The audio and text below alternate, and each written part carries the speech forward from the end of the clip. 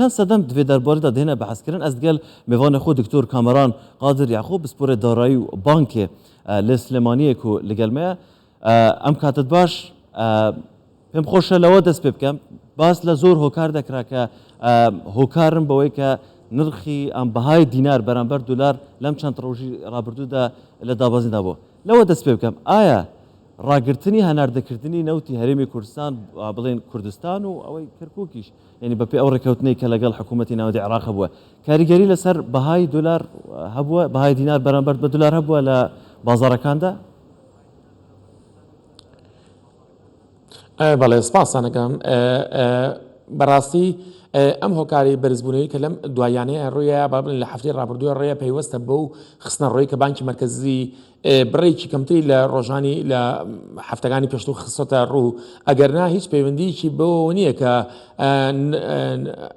بڵێن هەناردەکردنی نەوتێرەمی کوردستان بۆ دەرەوی وڵات چونکە هەناردەکردنی نەوتێرەمی کوردستان بۆ دەرەوی وڵات لە مانگێکە ئەو پەڕەکەی 400 ملیۆن دلار ئاهاتەوە نەوە عێراق و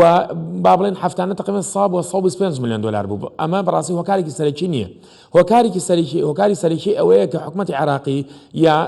بەهاریکاری لەگەڵ وەزارەتی خەزانەی ئەمریکا هەر لە مانگی 11 ساڵی پارەوە دەستیان کردووە بە قەید و قیودێک یا با بڵێن دەستیان کردووە بۆی کە هەنێک ڕێگری یا ڕستریکشن یان قەید دانێن بۆی کە ئەو دۆلاری کە یەتە ناو بازارەوە بزان بەرەو چوو ئەڕوات جا ئەم دۆلار بەرزبوونی هەر درێژکراوەی ئەو سیاسەتەیە کە بانکی ناوەندی عێراق و وەزارەتی خەزانەی ئەمریکا پەیڕێیان کردەوە لەم دوایانەیە مەسەلەن حکوومەتی عێراقی پێشەوەی کە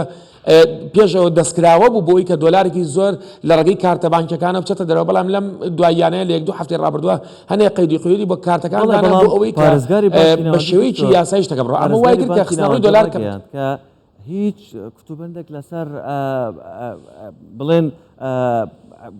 بڵێن دولار و دیناری عراقی نەمەوە ئەوان دەستکراوانە لە مامەڵەکردن لەو بارەوە بەڕێستانش دەڵێن ئەمەی تر هۆکار نەبووە لەم چەند ڕۆژەدا دیار بووە کە کاریگەریەکی زۆر هەبووە کەواتە خستنە ڕۆەکە تاکە هۆکارە بەڵێ من ئەتوانم بڵێم کە خستنەڕۆکە تا هۆکارە چۆن ئیسەلمێنم بەوە ئیسەلمێنم کە حکوومەتی عێراقی ئێستا یا با بڵێن بانکی مرکزی دەستکراوەیە لەوەی کە چەند دۆلار بفرۆشێ یا بیفرۆشێ بۆ نمونە لە 1-2 ڕۆژ 3-4 ڕۆژی ڕابردووە 180 ملیۆن دلار 180 ملیۆن دلاری فرۆشتووە 180 ملیۆن دلار بۆ ئابووری عێراق زۆر کەمە لەبەرەوەی کە ئێمە بزانین نەفقاتی حکوومەتی عێراقی چەندە نەفقاتی حکوومەتی عێراقی بە نەفقاتی تەشغیلی و ئەو نەفقاتی ئیستثماریەی کە هەیەی و هەروە ئەو قەرزێکە یا بەتەکەکانی کۆمەلگا زیاد لە 8 تریلیۆن دینار 8 تریلیۆن دینار نزگەی 6 ملیار دلارەکە بەڵام ئەگە حساب بکەین مانگانە 4 ملیار دلار ناخەتە بازاڕەوە کەواتە هەمیشە هەموو مانگە 2 ملیار دلاری زیاترە تۆ مادام 8 تریلیۆن دینار ئەخەیتە بازاڕەوە مەفروضە لەسەر بای 8 تریلیۆن دینار دلار بخەیتە بازاڕەوە بەڵام لەبەر ئەوەی کە وەزارەتی خەزانەی ئەمریکا هەندوو شەرت و مەرجی داناوە و بازرگانان و زۆربەی ئەو کەسانی کە پێویستیان بە دۆلارە لە دەرەوەی وڵات ناتوان ئەو دۆلارە سەحبکەن لە بانکی مرکزی لە ڕێگەی بانکە بازرگانەکانەوە لەبەرەوەی کە هەنێ شەرت و مەرجی تایە ئەو شەرت و مەرجانە هەموو بازرگانە بەڕاستی خۆی لێنایە لەبەرەوە کاتێک کە ئەبینین بڕی خراوە ڕوویا بڕی ئەو پارەیە کە بانکی مرکزی هەم بە حەواڵ و هەم بە کاش ئەیفرۆشێ لە 180 ملیۆن دلار بۆ 206 ملیۆن دلار 210 ملیۆن دلارە لە کاتێک کە ئابووری عێراق زیاتر یا بڵێن بازاڕی عێراق زیاتر پێویستی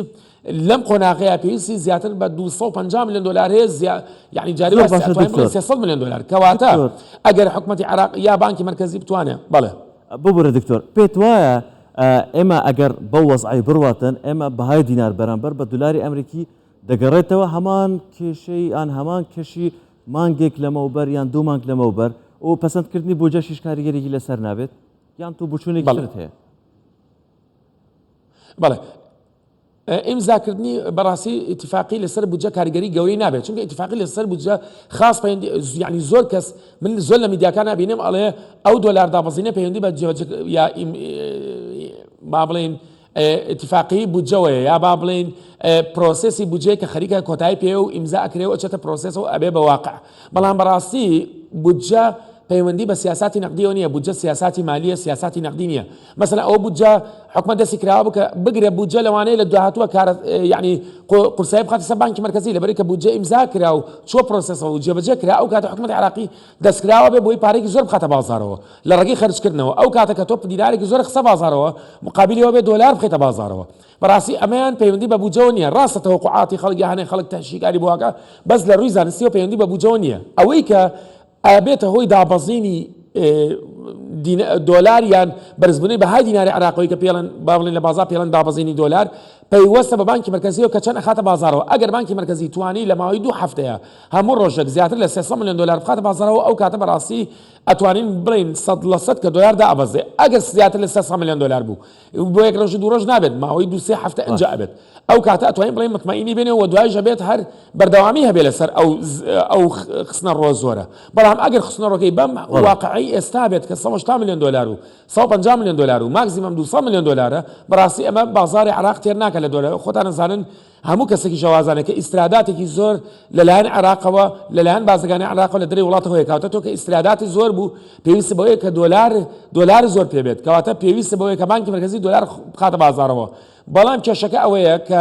وەزارەتی خەزانەی ئەمریکا بە ئاسانی ئەو دۆلارە نایە بە عراق تا بتوانێت بیخاتە بازارەوە. ئەمە کێشە ئەساسیەکەیە. زۆر باشە، زۆر سپاس دکتۆر کامران قادر، پسپۆری دارایی و بانک سپاس کە لە سلێمانیەوە لەگەڵمان بوون.